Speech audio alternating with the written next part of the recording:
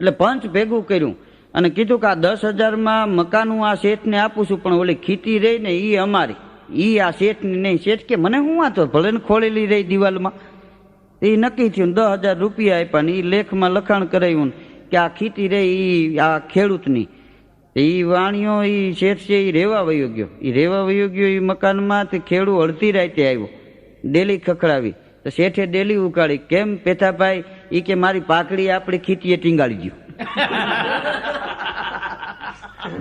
ઓલાની ખીતી નાય પડાય ને. વાણીએ તો પાકડી ટીંગાળી દીધી ને વળી ડેલી બંધ કરીને સૂતો. તો અડધી કલાક થઈ ત્યાં વળી પાછા ડેલીએ ટકોરા થયા.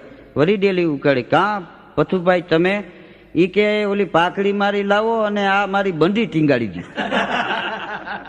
શેઠ હવારે ઈ કે ભાઈ આ ક્યાંથી મેળ પડે, તમે અમને હુવા ન દો. ઈ કે અમારી ખીતી છે ને અમે ગમે ત્યાં આવી. કાં ડેલી